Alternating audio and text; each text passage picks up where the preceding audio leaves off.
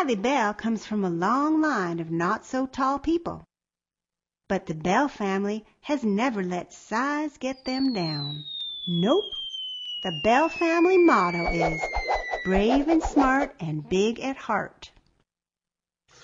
Still, it's not so easy to reach the water fountain when your legs aren't much longer than rulers, and it's nigh impossible to see the sky with that new bully boy, Rusty Jacks, slithering around like a half-starved rattlesnake.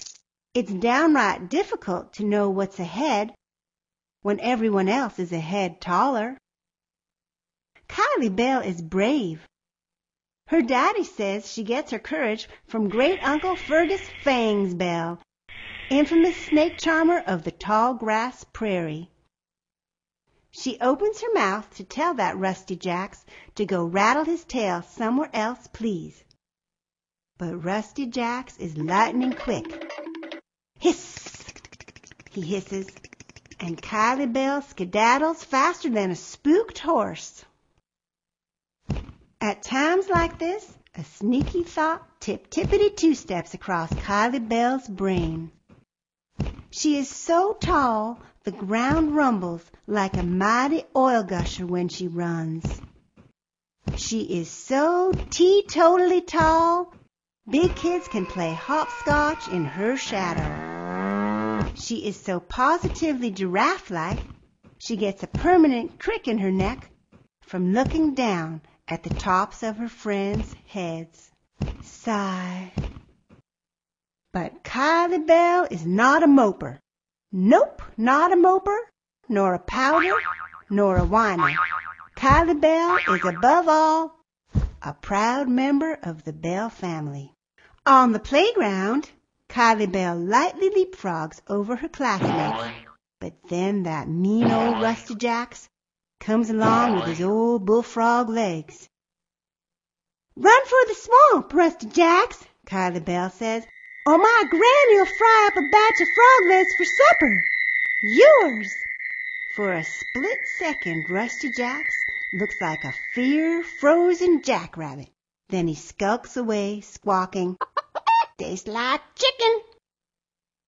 Kylie Bell organizes a new game, piggyback races. Everyone wants Kylie Bell to be their piggy because she's the lightest. Suddenly, a thunderhead blots out the sun. Uh-oh, that's no cloud.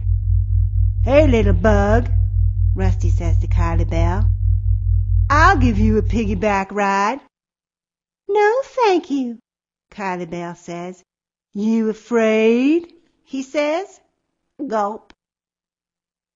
Kylie Bell is a ladybug, a little bitty itsy-witsy fraidy bug, he sings in his singing meanie voice.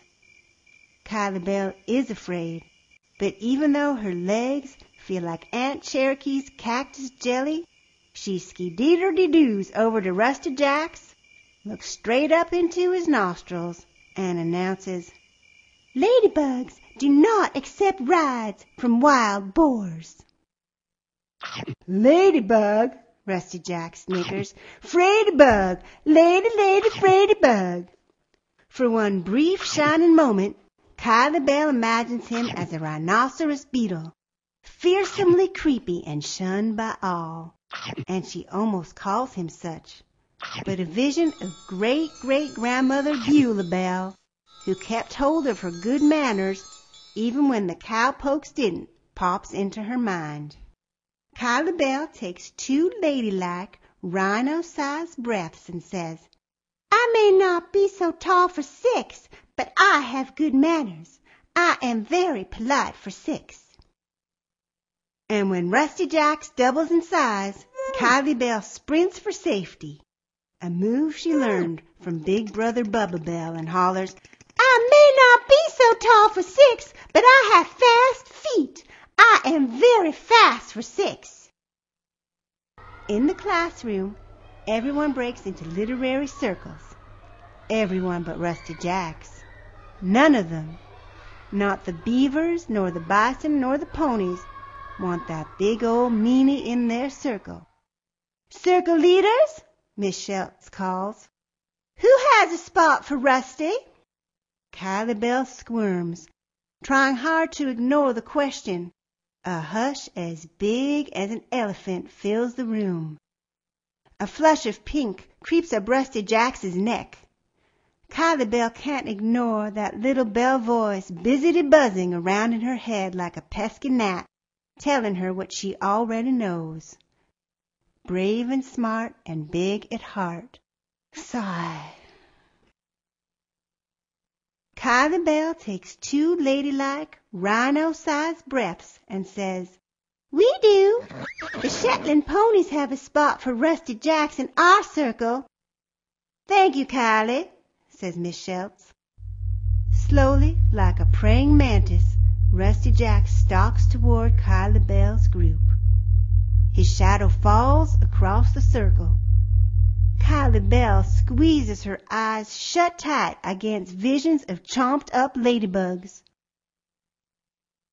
Then that mean old Rusty Jack sits, ker-splat, beside Kylie Bell.